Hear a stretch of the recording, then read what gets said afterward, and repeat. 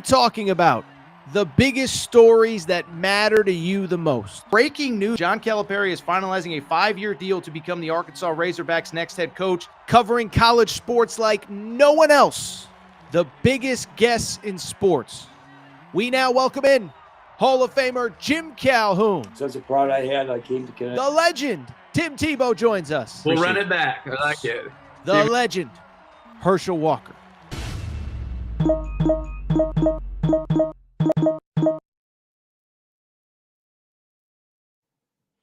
Welcome in, everybody. Tuesday afternoon, Tuesday night, Wednesday morning, whenever you're listening, episode of the Air Torres Sports Podcast. I'm your host, Air Torres. Hope everybody's doing well. Hope everybody's having a great day. By the way, feels good to be back on schedule. Normal Tuesday show. Thursday, we'll start previewing the big college football slate. But today, we're going to do something a little bit different. So we are about 3 weeks from the start of college hoops, okay? And if you did not know, you probably got a pretty good reminder here on Monday because the first AP college hoops poll is out and we're going to react to it. Who's rated too high? Who's rated too low? If you are a college football or college basketball fan, drop your thoughts in the comments because I got a lot of thoughts on these rankings. Who's high? Who's low? Want to hear from you as well. From there, we'll stick with one other hoops note because college hoops recruiting is starting to ramp up. We talk about it every Friday, and it feels like guys are finally starting to commit. A lot of guys wanting to get everything done before the start of their high school season, and it is trending. It is looking like UConn could possibly get not one, but two elite players in the next week or so to probably put a bow on what would be like a top 2, top 3 class in America, if not number 1 overall. And then finally, we will wrap with some football. Friday, we'll do our full preview. By the way, make sure you subscribe to the college football betting channel where we'll do deep dives on all these games. But today, from the football perspective, we will talk to, my buddy Ryan Fowler, tied 100.9. He is awesome, and I wanted to bring him on to talk a little bit about the Tennessee game, but really just talk about the state of Alabama football. How is that fan base holding up? In what has been a weird couple weeks stretch? Obviously, you lose to Vandy, you struggle with South Carolina. Now you got to go on the road to Tennessee.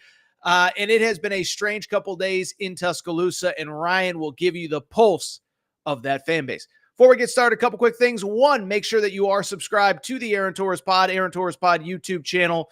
New clips, new videos going up every single day. See the numbers on Twitter. So if you're watching on Twitter, do me a favor, go find us on YouTube, subscribe there, really would help me out. Also, make sure you're subscribed as well to the podcast. Apple, Spotify, wherever you get podcasts, you can find us there. And oh, by the way, on top of that, if you want to leave a 5-star rating, if you want to leave a review, that really would help us out.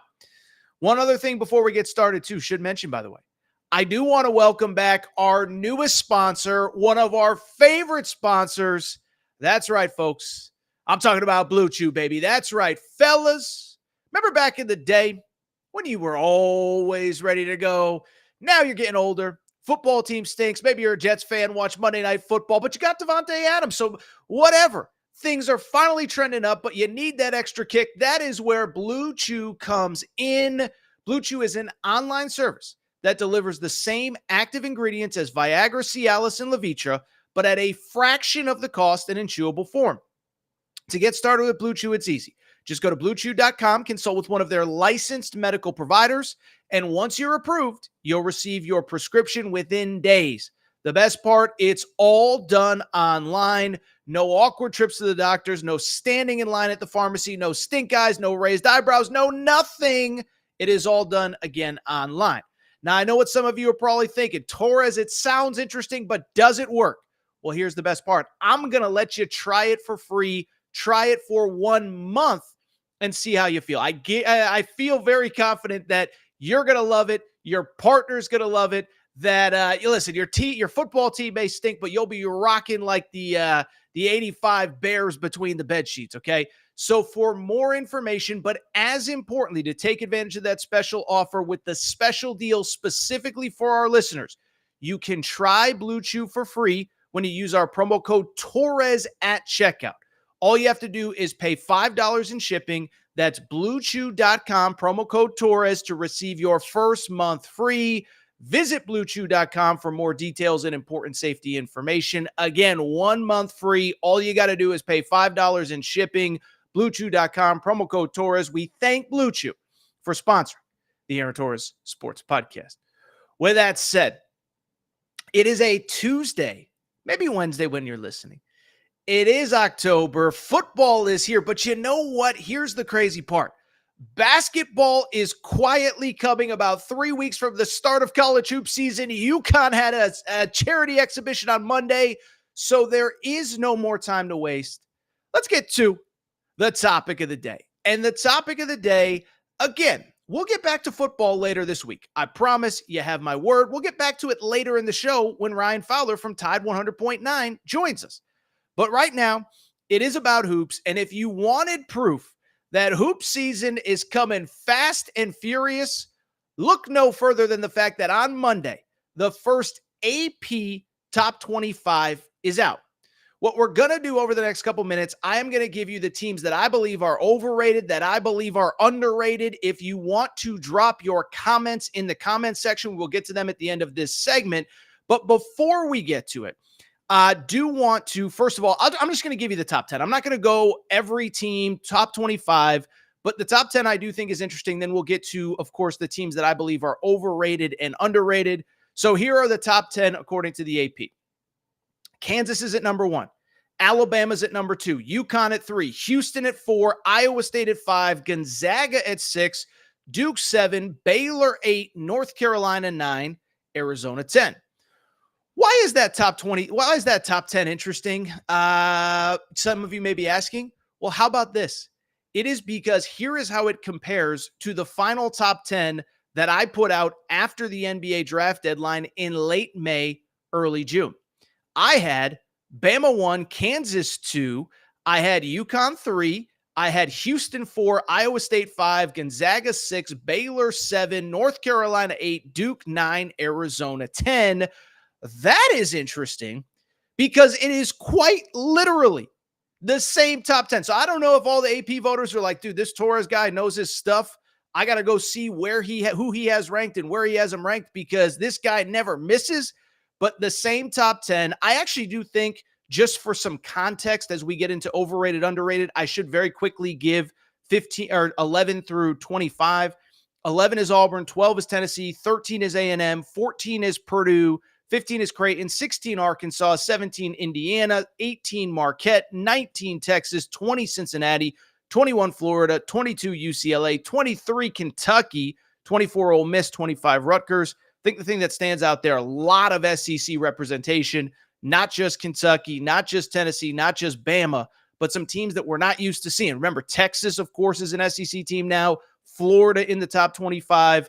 And oh, by the way, on top of that, Ole Miss with Chris Beard in year 2 is in the top 25 as well. So that's the top 25. Now what I want to do, because you know Torres has takes on everything. Let's get to some teams that I believe are both overrated and underrated and where I would have them or why I think they're frankly overrated, underrated. Okay. So the first team that I believe is actually underrated, some of you are going to laugh, but it's the number 2 ranked Alabama Crimson Tide. And some of you say, Torres, what are you talking about? What do you mean Alabama's ranked number 2? They're number 2 and they're underrated? Yeah, they are. I think Alabama should be the number 1 team in the country. Listen, I can't sit here and say that it's no debate, but let's talk about this team for half a second. Made a Final Four a year ago. Never forget. They actually played UConn tougher in the Final Four than Purdue did in the national championship game. Mark Sears is back. SEC preseason player of the year. Grant Nelson is back. Jaron Stevenson is back. Cliff Amayori, who I can never get his name right. Big Cliff, if you're watching, I apologize. You then added other guys in the portal besides Big Cliff. You added Houston Millett from Pepperdine. You added a couple other guys, Chris Youngblood from South Florida. You added Aiden Holloway from Auburn. And so what I say about Alabama, and I mean it, by the way, 4 really good high school players as well. They're like Noah's Ark. They got 2 of everything on this team. And when I look at this team, I actually think that's going to be the most interesting question about them. How does Nate Oates keep all these guys happy? Because it's one thing to recruit guys in April and May and make them promises. And I don't mean that in a negative way. But when you get on the court, there's only 5 guys that can play at a time. Mark Sears is going to play a lot. Cliff is going to play a lot. Grant Nelson, guys like that, Jaron Stevenson. How do you find guys room for everybody else?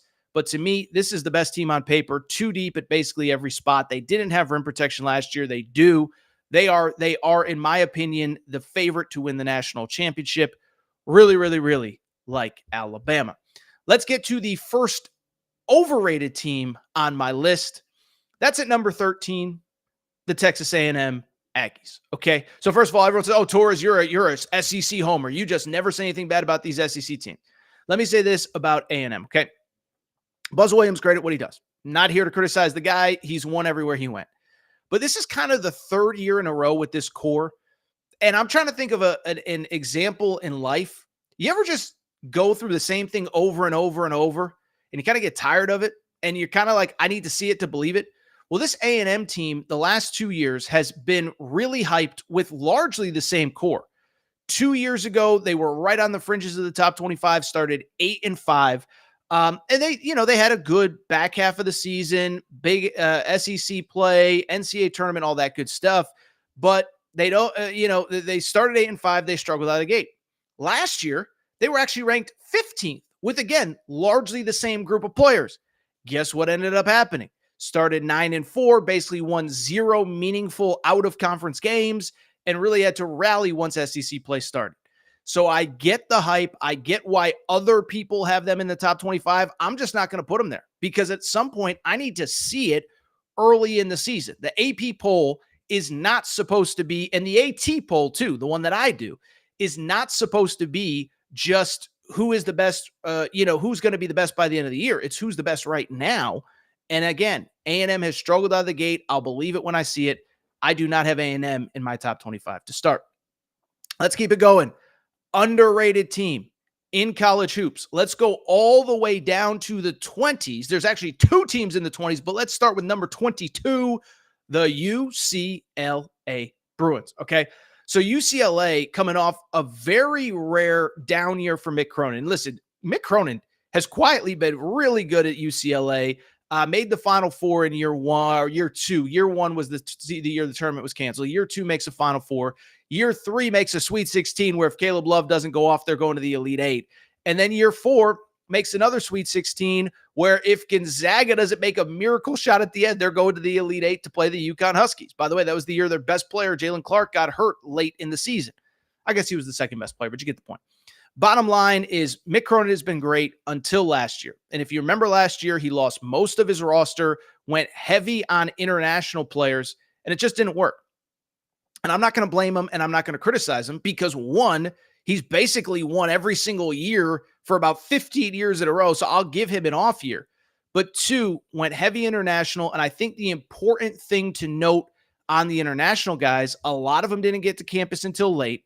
A lot of them were in a situation where they basically didn't speak, it was an adjustment, didn't speak the language, got to campus late. Remember, UCLA is on the quarter system. So literally some of them did not get there until September. Late start this year. Cronin went heavy in the portal. By the way, I've heard through the years, UCLA, their admissions makes it harder to take portal guys. I don't know whose palms Mick Cronin had to grease to get things going, but listen, Kobe Johnson from USC, William Kyle from South Dakota State, the big kid from Oregon State who everybody's raving about, Dominic Harris from Gonzaga, or he started at Gonzaga, and then from there went to Loyola Marymount. I could go on, but this is a really talented team. I would argue, and I might argue, they might be the best team in the new look Big Ten. UCLA, to me, is underrated. Let's go back to overrated. I don't get this one. This is a team that's coming in at number 15 overall, Creighton Blue Jays. And listen, Doug McDermott. Greg McDermott is the coach. Doug McDermott is his son, plays in the NBA. Greg McDermott's done an unbelievable job at Creighton, okay? But you go back to last year, they weren't very deep. They were very reliant on Baylor Shireman, who's now playing in the NBA. And you fast forward, they didn't have a lot around him besides Shireman and Ryan Kalkbrenner. Kalkbrenner's back. I get it. I just don't love a lot of the other pieces that have been brought in. And I don't see the difference makers that Creighton has had in recent years. Listen, I know guys, some of these guys weren't there last year, but like obviously Ryan Nembhard's a difference maker, right? Goes to Gonzaga, they immediately go to the Sweet 16. Well, you lose Baylor Shireman, you lose Trey Alexander, who is now playing in the NBA as well with the Denver Nuggets. And I just don't see the talent on this roster that everybody else does. Now, Ryan Kalkbrenner's really good, but, they bring in Pop Isaacs from Texas Tech. He's coming off major surgery. Transparently, I'm not going to get into it, but you can look it up. There were some major off-the-court issues while he was at Texas Tech. He was eventually, kind of allowed back with the team. But I can tell you, there were certain people at Creighton that were not thrilled to bring this guy in. Not saying he's a bad kid. I'm just telling you what's out there. And I know for a fact that there was a little bit of pushback. So Creighton, look, Big East, I think is kind of top heavy with UConn and Marquette. One other team that is not ranked, we'll get to in a minute. But I don't love the Creighton Blue Jays. And to me, I think they are overrated. Let's go back to underrated. Let's go back to the 20s, the Kentucky Wildcats. And listen, we have done so much Kentucky coverage, from the coaching search to 12 new players on this roster. Maybe somebody from the team on the show in the coming days. We can discuss that. But I've made my argument for Kentucky all fall long. Okay.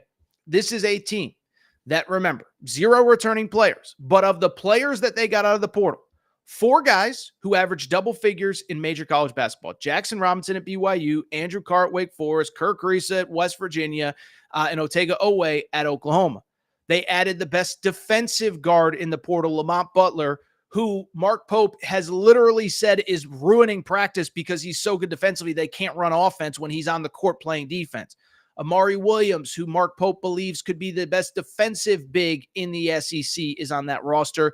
Kobe Brea, statistically the best three-point shooter in college basketball last year, they got out of the portal as well. By the way, Kobe Brea chose Kentucky over offers from Duke, Carolina, Kansas, and UConn. So when that's your final 5, you're pretty good. I don't understand.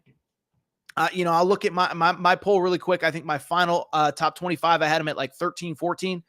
I don't think this is the 8th best team in the SEC. I don't think that they're anything other than like a top 15 team that I believe is going to compete at the top of the SEC. I don't think they're better than Bama. I wouldn't put them ahead of Arkansas, maybe Auburn, but I do think this is a much an underrated team that probably isn't getting the credit they deserve. Really quickly, a couple more underrated and overrated teams. Overrated, I'll say Texas. Listen, I like Rodney Terry, but this was a team that last year had plenty of talent. And you go back and you look, they were good in a relatively soft out of conference. They get into league play in the Big 12 last year, which was really tough. They struggled. At one point, they were 6-8. Remember where were they playing? UCF, where he was complaining about the horns down. And so now you're going into another bear of a league in the SEC with all these other great teams. Again, Alabama, Tennessee, Arkansas, Auburn. Ole Miss is ranked. Florida's ranked. I just think it's going to be really, really, really tough. So I like their pieces. Jordan Pope is a kid. I remember seeing him like as a sophomore in high school being like, this kid's really good. Played at Oregon State. I thought he was one of the more underrated players in the portal. He was like one of my top 10 guys in the portal. They had Tremont Mark from Arkansas. Arkansas fans will remember that name. But to me, I actually do believe that Texas is a little bit overrated in that top 25. One more underrated team. And they're so underrated. They did not make they did not even make the poll in the top 25. I'm stunned by this. St. John's Red Storm. My boy, Big Rick Energy, Rick Pitino, showing up at Big Blue Madness last week in a Kentucky polo. Wish we had time to talk about it. By the way, Pitino, you couldn't have done that on like a Tuesday so we could have talked about it on the show. But the bottom line is, look, you look at this team. First of all, they should have made the tournament last year. We've discussed it. They played UConn tougher in March than literally anybody, including the 6 teams they played in the Big Ten in the NCAA tournament. Played them tougher than Bama. Played them tougher than Purdue. They should have been in the tournament. They were not. They had Kadari Richmond out of the portal. Listen, I think Kadari Richmond could mess around and be Big East Player of the Year, especially in that system with Rick Pitino. They're going to be good defensively. They have good shooting. I think Simeon Wilshire, the sophomore, is going to take a big step up. I had them at like 17 or 18 in my final poll. stunned that they are not ranked. And that is a team that I would have had in my top 25. Looking really quick, it looks like they came in at number 27 as a team that just missed. Really quickly, a couple other teams, we just be quick on this, but teams that I either like, don't like, or just about right. I said everybody in the top 10 was my top 10, so no complaints there. Purdue fans who think that I hate them, I actually think Purdue's maybe a little bit low at 14. I had them at 11. Listen, with the returnees that they have two really good bigs to replace Zach Edey, Daniel Jacobson, who's a freshman, Will Berg, who's been in the program. I think they might, I don't want to say pick up right where they left off, but I wouldn't be stunned if they end up winning the Big Ten. So I think they're a little underrated at 14. Arkansas, I would have a spot or two higher. Listen, I love the Arkansas roster that Calipari's put together. He's got to win, but he's got 3 dudes that were with him at Kentucky. He's got older players that he got out of the portal. I think they have a chance to be really good. I would probably say on paper, I like them as the second best team in the SEC outside of Alabama. And then other than that, Cincinnati ranked at number 20. I don't have them ranked. I'm kind of in show me mode with Wes Miller. He's been there for a few years now. Let's see if he can get over the hump. That Ole Miss thing is very interesting. They've added some really nice pieces out of the portal in addition to a couple key returnees. Jamin Brakefield is one of them. Rutgers at 25, I think, is too high. I get it. You have 2 really high-profile freshmen in Dylan Harper and Ace Bailey, but I just don't see it. Couple unranked teams. Let's stay in the Big Ten. I don't understand. Eric Musselman's USC Trojans, I don't think are getting enough love. Saw them practice over the summer. Listen, it was July. I think even Coach Muss would tell you they had a long way to go. But Coach Muss, and I've seen people pick them 14th, 15th, 16th in the Big Ten. Coach Muss don't finish in 14th, 15th place, okay? Desmond Claude from Xavier, by the way, originally from New Haven, Connecticut, so I got to stick up for my CT guys. But I really like Desmond Claude, really like that roster that Muss has put together. I think they're probably the 3rd or 4th best team in the Big Ten going into this year. Wouldn't have them ahead of Indiana, wouldn't have them ahead of UCLA, would not have them ahead of who's the other one? Purdue, but do like where they're at. And that's really it. That's really it from the top 25. Couple notes. UK Tilde says UK rocks. I agree with that. And oh, by the way, Johnny says NCAA headquarters in Connecticut. Strange. Johnny, I love you, buddy. NCAA headquarters are in Indianapolis. Now, ESPN's headquarters are in Connecticut, but it is worth noting ESPN does not broadcast Big East basketball. Fox, NBC, I think they have one other partner due this year. So Connecticut has nothing to do with it, but UConn coming in at number 3, which, by the way, it's a nice transition. So I do want to get to one more basketball topic before we switch gears, bring in Ryan Fowler to talk football. I do want to talk those UConn Huskies, okay? So UConn so this is a recruiting segment, but it is worth noting UConn did play a charity exhibition on Monday. I don't know the dynamics of the charity exhibition world. It felt like about as early of an exhibition as I remember being played.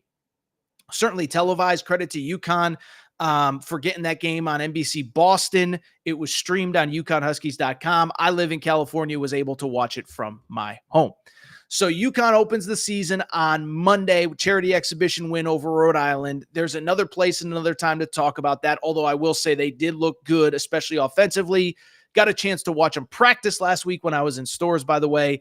Can't say that they won't miss a beat because, they lost 4 draft picks, but they should be again in the conversation to get to San Antonio to maybe win a 3rd straight title. This conversation, though, is not a UConn on the court basketball conversation, but instead it's a recruiting conversation. And so we've been doing a lot of recruiting content on this channel. You guys love it. We've been doing those Friday updates.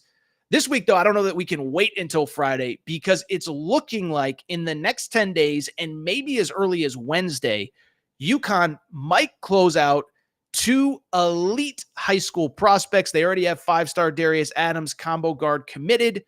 Well, I bring it up because there are 2 players that it's looking increasingly like maybe UConn Huskies. And as I said, if Dan Hurley lands both these guys, we're looking at potentially a top 3, top 2 kind of class. And it's clear Dan Hurley has this machine operating at a high level. and it looks like it could keep going, especially in the recruiting ranks. So let's get into what you need to know. And listen, the first big piece of news could come on Wednesday. So some of you are listening to this on Wednesday. This might have happened by the time that you listen to this, but there is a big man, quite literally, that is coming off the board on Wednesday. Eric Reeby, a 7-foot center from Maryland, right on that fringe 4-star, high 4-star, low 5-star recruiting rankings. And his recruitment, he is announcing on Wednesday on 24/7 Sports on YouTube. But I bring it up because he is down to 5 schools: Creighton, UConn, Kansas, Oregon, and Indiana. There's only one crystal ball in, but it does appear as though, at least as I'm recording, if you're listening later, it's about 2:30 Eastern time here on Tuesday. But I bring it up because as I'm recording, it feels like UConn is in the driver's seat for this kid. First of all, really interesting player, really interesting recruitment. A little bit of a late riser in kind of the recruiting rankings. To the credit of Creighton, they were on him early, and it felt like they were the team to beat on Eric Reeby for really like months on end.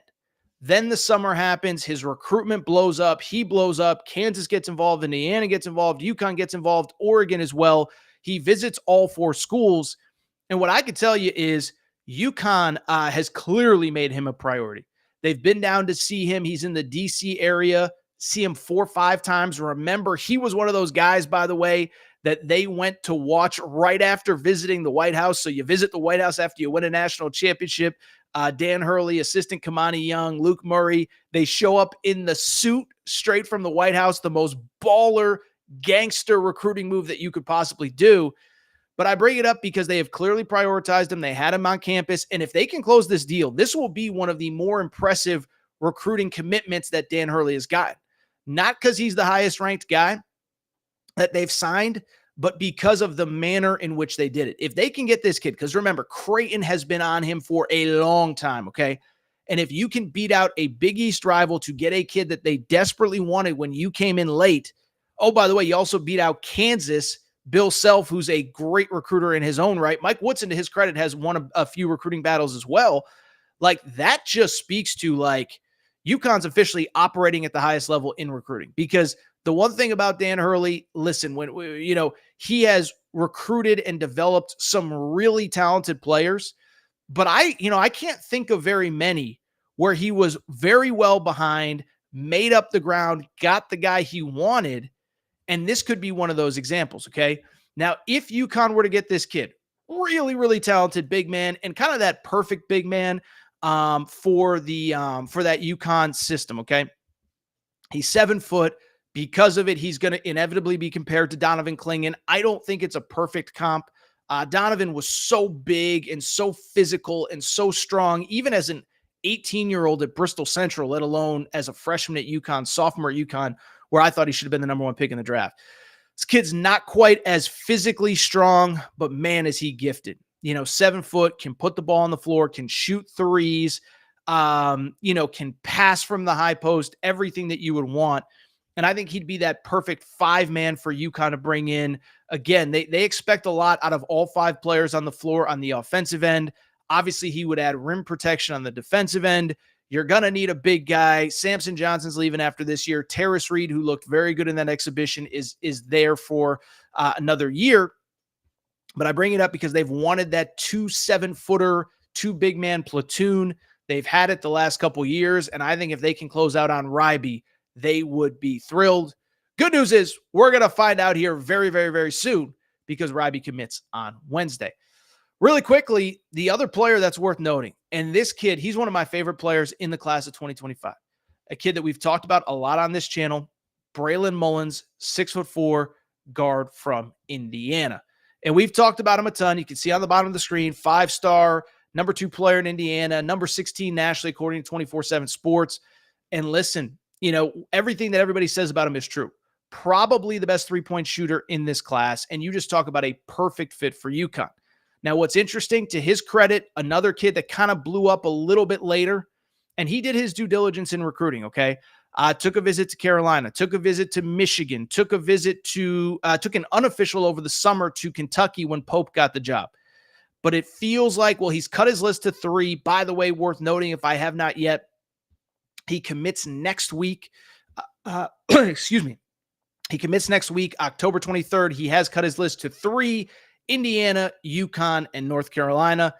And everything is trending to UConn. By the way, for people who are going to complain, I am not wearing an Indiana shirt right now. Okay, let the record show. Just wearing red. We wear red on Tuesdays. I just made that up. Whatever.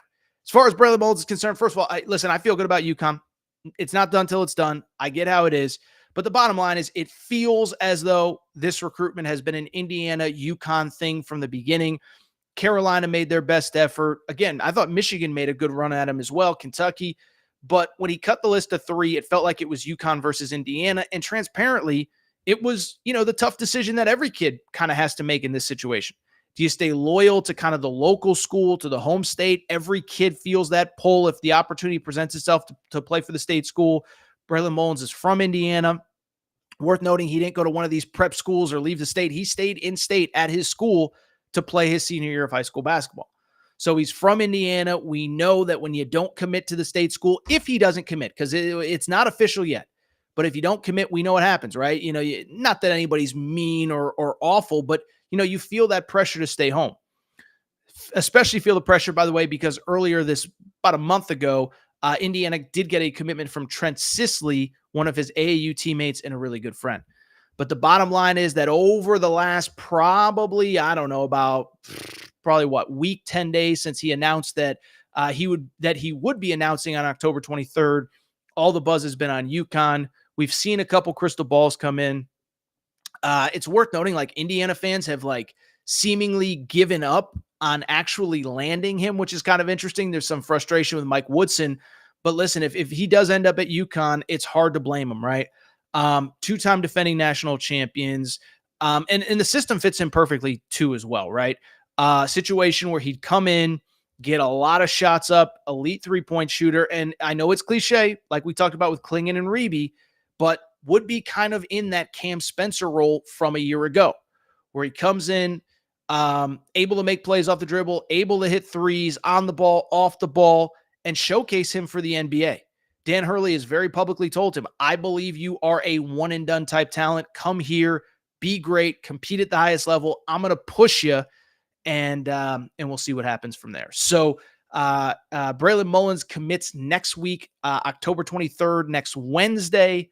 So the bottom line is it's coming quick. And if UConn lands those 2 guys, that's 3 top 30-ish prospects. And I think their recruiting would largely be done at that point. I know there's been some conversation about a Caden Lewis, 4-star from DC. I've said from the beginning, I think he ends up at Kentucky. Who else? The Nico Bundalo kid, big kid. I think if they take Reeby, they're not taking him. And listen, maybe they do at some point take a long-term prospect. It's worth noting. Remember, scholarship limits go up next year. We talk about it so much, football going from 85 to 105. But remember, basketball is going to have a few extra scholarships to play with as well. So listen, there's always the possibility a kid leaves that you're not expecting, that you take a kid that's developmental. But I do think it is worth noting that I feel really good about where UConn is with those 2 kids. We're going to find out in a second. By the way, you can see, I put the shirt away. I had my Maura Hurley 24 t-shirt. I just had it to the side. I think I must have put it away. No, it's right here. Stay tuned. We got a few of these left. I don't do very many political endorsements, but Maura Hurley 24, Maura Hurley 24. You can get it at AaronTorresOnline.com/merchandise. UConn football's rolling 4-2, 3-game winning streak going into this weekend. And Dan Hurley speaks for himself. We've had these shirts for a while now. Obviously, this will be the last shipment, the last ones to go. So if you want them, great gift. Maura Hurley 24. You can get it at AaronTorresOnline.com. All right. We will, in just one moment, take a quick break. Before we do very quickly, want to give a quick shout out to our partners, our friends, Cauley Puffs and CauleyPuffs.com. Okay. So Cauley Puffs has been with us since the start of football season, and I've told you all about them. It is football season. You're on the couch. You're sitting there saying, Torres, all I do all day is sit around and watch football. My life is so tough. Okay. Maybe not tough, but at the same time, You're trying to eat healthy. You're trying to stay slim, but you're on the couch all day Saturday. You're on the couch all day Sunday checking your fantasy teams and your bets and your this and your that. Oh, by the way, Monday Night Football, Thursday Night Football, it never stops. And so you're looking for a healthy snack, a healthy alternative. Got to get it from Collie Puffs and ColliePuffs.com. Okay. This is a family-owned company, not far from where I live. The owner, Joey, great guy, football fan. I've said it before. I'll say it again. He is a season ticket holder in the NFL, loves his football, but also was just like you, looking for that healthy snack, looking for a healthy snack for his children. They would run to the the aisle, the unhealthy part. He said there has to be a better way. So he created and came up with Collie Puffs, the baked, not fried, great ingredients, healthy ingredients. And the bottom line is they are delicious as well. That's the key part. They don't just taste good. They're also healthy. They're not just healthy. They also taste good. So for more information, do me a favor. Go to ColliePuffs.com. A lot of you have already reached out. A lot of you have tried them. For those that haven't, go to ColliePuffs.com. You can get them there. Also, they are available on Amazon as well. So you're on Amazon, you're buying car parts, you're buying baby toys, you're buying whatever. Try out Collie Puffs as well. You will not regret it. Tell them Torres sent you, ColliePuffs.com. All right, so what we're going to do, we're going to take a quick break. We're going to come back. When we come back, we're going to switch gears to football. So Ryan Fowler, my buddy, hosts radio Monday through Friday, 2 to 6 Central, Tide 100.9. He is going to come on the show because we had to do some football and we had to talk what the heck is going on at Bama. Concerns. How worried is the fan base? And then just as important, can it get fixed heading into Tennessee? We also talk a little Kirby Smart in Georgia. Quick break. Be right back. Before we do, many of you ask me all the time, Torres, what can I do to help support the show? You give me hours and hours and hours of content every single week. What can I do to help you? Well, I'll tell you what. Do me a quick favor. Check out the Aaron Torres Media merchandise store for all of your team-specific shirts, hats, and more. All available at AaronTorresOnline.com/merchandise. A lot of you wondering, Torres, what can I get in that merch store? Well, first of all, we got our brand new Hope and Pope Kentucky basketball t-shirts. That's right. Mark Pope has arrived. He is here to save the day. Get your Hope and Pope t-shirts there. Also, Arkansas fans, the Big Pig Invasion is here. You can get your tees there. Basketball School Alabama shirts. More Hurley 2024 UConn shirts for your tailgates at Rentschler Field, your games at the XL Center or Gamble. And oh, by the way, your Mike effing Woodson gear for Indiana. If you love football, we got you covered too. We got more Dion shirts and hats than we even know what to do with. The freeze warning has hit the plains. Auburn fans, grab your freeze warning tees now. And of course, our new era, new rules shirt applies to Nebraska football and its incredible fan base. We have more coming for the fall, plenty in stock right now. So make sure to check out the Aaron Torres Media merch store at AaronTorresOnline.com/merchandise. And you can always hit me up with any questions. Aaron Torres Podcast Questions @gmail.com. Midweek show, decided to have a little bit of fun, so decided, what the heck? Going to bring on one of my favorite people in media. You can hear him Monday through Friday, 2 to 6 Central Time, Tide 100.9, hosts 4 hours a day talking Bama football and Bama sports. We'll get into some non-football stuff.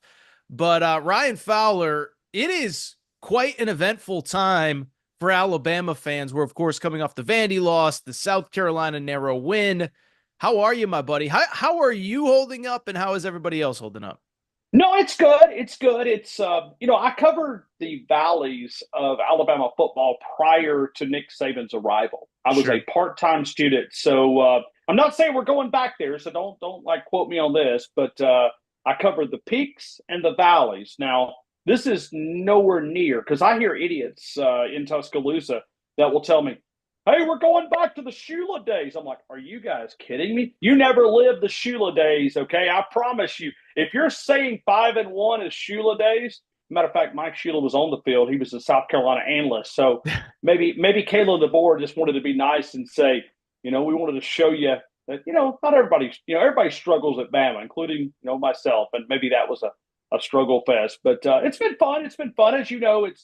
This is hard to say. It's good for business when you have just kind of so-so. But now hear me out. If you flip this up now, you got to put this in here as well.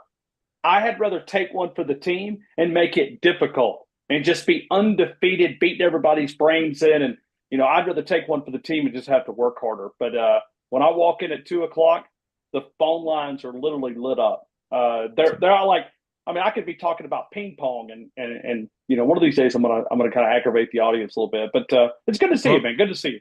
Well, it's good to see you too. So let's just dive right into that right now this second. Okay. So Alabama football, and do want to talk basketball, but I mentioned it. Vanderbilt. So first of all, I'll be honest, and this is my own ignorance from not reliving the Shula days or whatever. I assumed because, I work on the national level and whatever, but every time I say anything negative about a team, it's, oh, Torres, it's a 12-team playoff era. You have to understand this stuff is going to happen. And so I was actually a little bit surprised by the reaction of the Vandy loss, given, the state of where we are in college football. But then to follow it up with the South Carolina stuff obviously was not good. Everybody knows, easily could have lost that game. But so, what is the vibe? And we all know, and you said it, is the frustrated people are going to be the loudest. But what is the vibe around the football team right now? And what percentage would you say kind of understands, one, it's forget it's a new era of college football. It's just year one, things are changing, whatever. But then two, it is a new era of college football. What percentage is that versus the DeBoer is too soft for the SEC. He ain't built for this. Kane Womack's got to go. Give me the percentage breakdown on those two. All right. Let's say, and I would love to, I know Nick Saban taught us to hate hypothesis, but I'd love to have this, okay? I would have loved for Coach Saban to stay around one more year because I think that would have given them a recalibration of what the new college football is going to be like, okay? And we'll get into this, but I would almost love to see that because right now they're kind of they're recalibrating, but they're in a puzzle where they're sitting here going, oh no, because they've heard it from so many different fan bases. Your friends down in Baton Rouge, your friends up in Knoxville, they talked about Alabama's going to regress to the mean, right? They're coming back to the average of football. That's where they're going to. And so they see it and they're afraid of it. But I don't think it has anything to do with Kalen DeBoer. I think this is just the new college football. I've tried to sell that to my audience. Some of them are buying it. Some of them are like, no, a standard is undefeated 3 years in a row, 3-9. No, listen, they have stats on their side. Nick Saban has given them a national title, every 3 to 4 years and sometimes multiple national titles. So I've tried to coach them up. But listen, it's like Kane Womack's defense. You could preach to them. You could tell them how to tackle, but sometimes they're just not willing to tackle. Kane Womack has had a rough couple of days. That defense, not where it needs to be. And see, Alabama, they're new to the offensive game. Okay, Lane Kiffin gave them some years. Sark gave them some years. But they're okay with the offense. The defense, they're just not accustomed to playing this soft of a brand of football. And listen, it's Alabama. It's Charmin soft, okay? It just is. It's not where – that's where Alabama fans are struggling the most. It's not about the new college football. It's not about Kalen DeBoer. It's about they want a physicality on that defense that so far we've seen for a couple of quarters. South Florida, you didn't see it. Second half against Georgia, you didn't see it. It's played pretty rough football. A lot of that's youth, and I'm sure that we'll get into this. But this is where it's at. Well, I haven't even told you this because I haven't talked to you. But I was traveling last week. I was in an airport. I was in Connecticut, so a lot of ESPN people. I saw a media buddy, and he was going to cover the Alabama, the South Carolina game past weekend.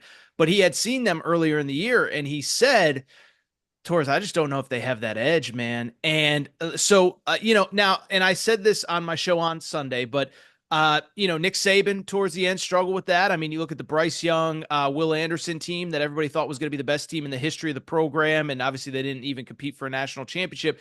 But it's clearly not talent. So are the players soft? Is the scheme? I mean, where do we, and I'm not trying to criticize any individual player, but where do we land? Because specifically, and we'll get to some other stuff in a minute, but for people that don't follow Alabama on a day-to-day basis, what was it? 26, 27 points in the second half against Georgia, 40 against Vandy. South Carolina, especially to start the second half, drove right up the field, shoved it right down your throat. So the defense is probably issue number one that it feels like people are frustrated with. Again, is it, and we're not scheme guys, or I'm not a scheme guy. I'm not an expert. I can't tell you what, but is it the scheme? Is it the players? Is it the coach? What is it? Yeah, man. And I enjoy those scheme things, but we got to speak the language of our audience. Yep. Okay. And I've always been, it kind of helps us that, my Hall of Fame jersey's right here. And, I can break down a cover too. And listen, those conversations are fun, but 90% of your audience is speaking a different language, right? They're looking at you going, oh, yeah. So I can't lose you with terminology. But what I can tell you is they're not good at tackling. They miss a lot of tackles. They get to the guy. They just can't get him on the ground. Like they put pressure on South Carolina. They put pressure on Vanderbilt. They just couldn't get him on the ground. So scheme-wise, and I've got a theory, okay? And my theory is very simple. I think, and just this is a guess. This is just an uneducated guess, not an educated guess.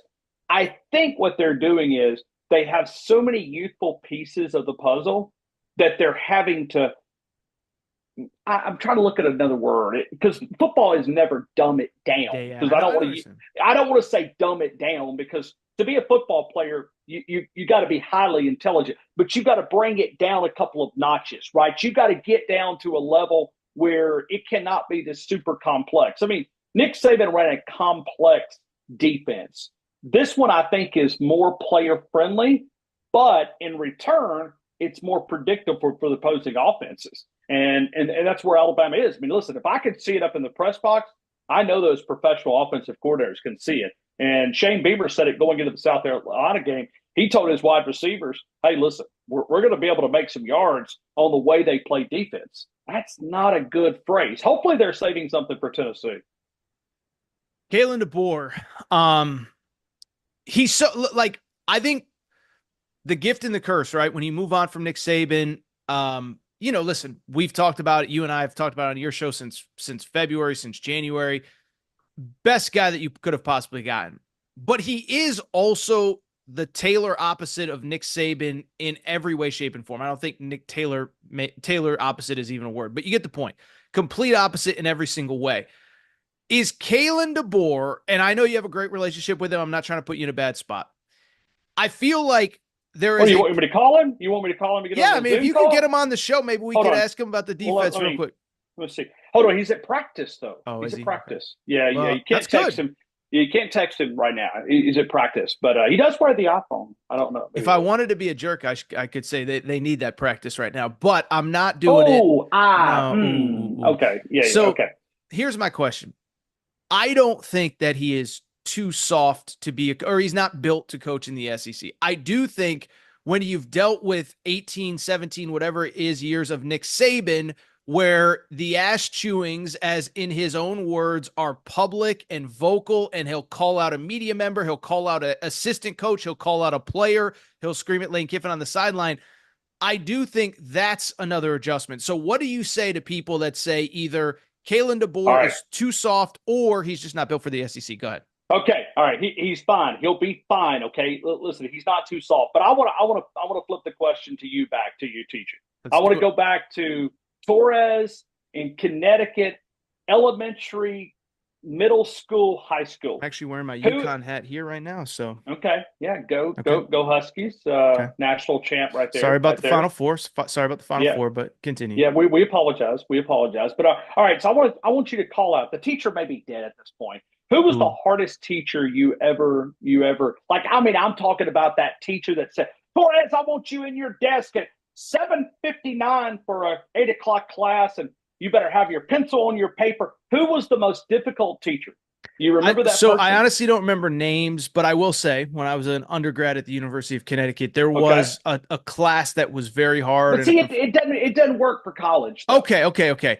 Yeah, so you got to go back to high school. Miss Johnson, Miss Johnson. Yeah. I made that Miss up. Johnson. Okay, Miss Johnson, hard. I mean, she's a screamer. She wants Torres's homework with every I dotted and every T crossed. Yes.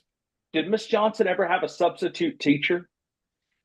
Of course. Yeah, every once in a while, not often, but And then you took full advantage of that substitute teacher, did you not? Because this was time to stretch the legs a little bit. Are you calling Kalen DeBoer a substitute teacher? I'm not calling him a substitute teacher, but it's the substitute teacher syndrome, right? He's coming in. These are some of his guys, but Nick Saban is a yeller. He's a screamer. He's a vocal guy. He's an in-your-face. Kalen DeBoer is more of a player-friendly coach, right? He had to be. He had to come in and build relationships because Torres, they had a 30-day window and leave. He had no other choice. It's not like, well, I want to be soft. I want to come in and just treat them with kids' gloves. No, I've got to, because if I don't build a relationship with these guys very, very quick. Now, listen, there's a fire in Kalen DeBoer, but it's not Nick Saban, okay? The media is never going to get a Nick Saban rant. We're never going to get, him looking at us and not even answering our question and going off about some defensive back that did something wrong at practice. We're never going to get that from Kalen DeBoer. He's not going to go on that rant. That's not his personality.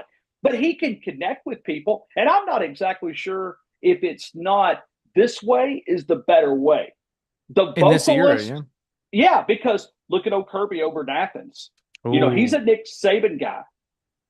When I look at Georgia, that's the best roster in college football talent-wise. They haven't showed it, but that is a deep, deep roster. You can't tell me that 5 stars are all over the field. He has a different coaching style. I think Kalen DeBoer for the future, if they can just navigate some of these growing pains, then I think he's going to be perfect for the current system. Watch the spring portal period, where we all thought that thing was going to be loaded up because that was another period that, okay, you go through 15 days of spring practice. Now you get a chance to go, okay, I'm going to put my name in the portal. One guy, he ended up at junior college. One guy, that was it. Nobody else got in the portal that was significant. That's a part that you have to build those relationships. You almost have to sacrifice a little bit of being soft or maybe being kind or gentle and, not just cussing you out because you forgot your pencil. Yeah, that happened, but I'll leave it at that. But no, I think Kalen DeBoer in the current structure will probably be a little bit better than Nick Saban would have been. I think Nick Saban threw the towel in because he knew his system was not set up for the future of college football. You mentioned Kirby Smart. I've talked about it on this show. I've been one of the few people that has been critical of it. I don't want to hear, he's doing everything that he can. No, he's not. Stop. Please, let's stop. And I went through it in the preseason. All the guys that were arrested last offseason that did not miss a single snap of football, at least not to start the year. Trevor Etienne this year gets a DUI. He's suspended by the school, not by Kirby Smart.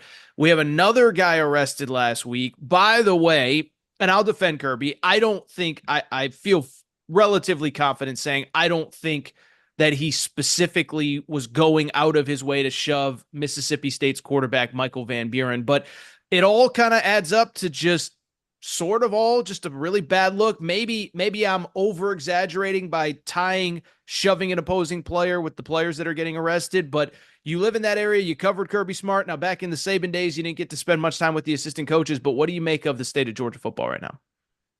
I want to take just a minute to welcome them to the SEC. I think I said it on your national show. We welcome Texas and Oklahoma. I wanted to take a couple of minutes and welcome Georgia to the SEC. Come on, Georgia. It's good to have you guys, man. Appreciate you, man. You played over in the Cupcake East Division that we did away with. So I want to take just a minute to welcome you into what we deal with over in the SEC West for the last, 15 years. Domination, because listen, Tennessee's better, but Tennessee was not as good during, those Kirby runs. Florida, they've always kind of been bad. South Carolina, Kentucky's even improving. Vanderbilt's improving. But Georgia, you get a chance now to welcome into the SEC. And who knows? I mean, maybe they'll have multiple losses. I don't think they're beating Texas. I don't think they're, as old Pat Dye used to say down here on a sports talk radio, they're not man enough to beat Texas. Yeah, no, that was an old Pat Dye. For the locals, that'll make sense because he used to challenge Georgia and say they were not man enough to beat Alabama. But that's not the same Georgia football team. That team is missing a lot of pieces of the puzzle. That's a team that right now, offensively, I don't think they can stay on the field with Texas. I think Texas is and we saw this with you and I love handicapping odds. Georgia, I wish I would have been in Vegas when that thing opened up as a favorite. I went, whoa! Oh, yeah. Now look at it. It's 3.5 points on the other way, and that line keeps moving. So it's Texas minus the points instead of the underdog. Yeah. So you've seen a big flip from where it opened out on Sunday afternoon. I like Texas. I think Texas will beat them. And I almost wonder if some of that disciplinary is going back to the issues of control. Well, and that was where I was trying to go with that question is, do you think because everybody that listen, to Kirby's credit, he's got a lot of allies in the media, and everybody will tell you he's doing everything he can, and it hasn't impacted the win-loss record. And to the point, it hasn't. And to the point, there's a possibility that it doesn't. I mean, if they beat Texas, they're in position to go back to Atlanta, get the number 1 seed in the college football, all that stuff. But if they lose to Texas, what are we talking about now? A second loss already. On top of that, you still got to play Tennessee. You still got to go to Ole Miss, which isn't going to be easy. I know Ole Miss is struggling, whatever, blah, blah, blah. But listen, I saw the takes last week after the Vandy game of could Alabama miss the playoff? I actually think it's more likely that Georgia misses the playoff. I mean, you lose to Texas. Now you got 2 losses. You got the head-to-head loss to Texas, the head-to-head loss to Bama. You're not going to the SEC championship game. And so I guess the point I'm trying to make is, what'd you say a minute ago? Most talented roster in the country. Yes, the schedule's tough. Yes, going to Bama and Texas is thankless. I get it. I'm not saying that those aren't tough games, but it does feel like, by the way, could have lost to Kentucky. By the way, they didn't really put away Auburn. I mean, Auburn, was, I think, led in the third quarter. I could be mistaken on that. What I'm trying to make, do you think that the off the field stuff is trickling into the on the field product finally? Because to his credit, it really hasn't to this point. Yes, I do. Because I think what has happened is they kept testing the leash. How far is the leash? Well, right now in college football, players have all the control. Sure. I mean, they look at you and say, okay, you want to discipline me? Okay. Hey, coach, hey, I have an interest of transferring. Can you? Yeah, I mean, that's where we're at. I mean, listen, and at some point, I don't know how the coaches are going to counter this. I don't know what they're going to do. Because in one sense, I look at Kirby and I blame Kirby, but I understand what he's doing. He can. In the current structure, because you're paid to win football games. You're paid to win football games. It's almost like the NFL system, but you don't have the NFL safety net. You don't have the guaranteed contracts, yeah, or guaranteed contracts, or the practice squad, right? True. If you've got a running back that's out, well, let's just bring a guy up, and then if we can't find one on the practice squad, we'll go to other practice squads. That's the part that at Georgia, they're picking that guy up right from county jail that he's got to play this weekend. So keep going. Yes. No, I hate to be a jerk. It's the truth. No, but I mean, and you know what? And it deserves to be picked on. Georgia, these are not little serious parking tickets. Okay, I mean, when you're out there driving that speed, unfortunately, we've already had a situation that involved a death. And if that doesn't grab your attention, what will? I mean, that's the problem. And here's the crazy part. Now, this is a really stretch, but you almost wonder if Kirby, would he listen to the NFL? Some people are saying it, man. Because, I mean, and I think to your point, and if I could defend Kirby for half a second, I don't really, somebody asked me this. It might have been Jason Martin. It might have been you. Like, who has figured out this era of college football, right? Harbaugh's gone. Saban's gone. Dabo looks Great good now, question. but 3 weeks ago, it's like this guy doesn't he doesn't use the portal. Look at him. It's a disaster. Kirby has won, but the program seems to be teetering. We loved Heupel 2 weeks ago. Now he's kind of in that DeBoer, is he really built for this stage mode? We loved DeBoer a month ago, but he loses. And so it's the NFL, baby. It's the same thing with coaches. I mean, we ran Bill Belichick out of there. It's the difference with the NFL is all their players aren't free agents every single year. And that's where Amen. I think a Kirby is having problems, like you said, because he comes from that disciplinarian school. And I think it'll be interesting. And I do think, and I've said this, and I know you've said it, I think we're going to get to a point where there's some middle ground at some point. I don't know what bill has to pass.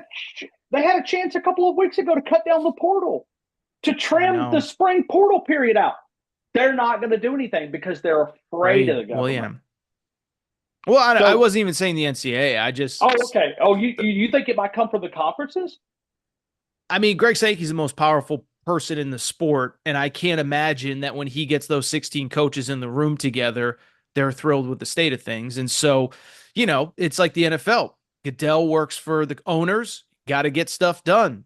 Sankey essentially works for the school presidents, but a school president is pretty replaceable if you're Steve Sarkisian or Kirby Smart or whoever. So, I mean, I don't know. Your boy. Go ahead. I just I think about the tampering. To sit in a room with 16 guys that you probably tried to screw them in the offseason. You tried to go get their quarterback. Your boy Hugh Freeze said that it's happening right now at Auburn. But he waited to the end of the season. Yeah, I mean, and why not? Well, I mean, that's the world that we live in. That's the part that I can't even wrap my head around. I mean, think about the NFL where you could just call up the Bears and be like, hey, man, you got a really good running back. But we need something in return. Yeah, exactly. I mean, this is a structure to me that is not sustainable. I agree.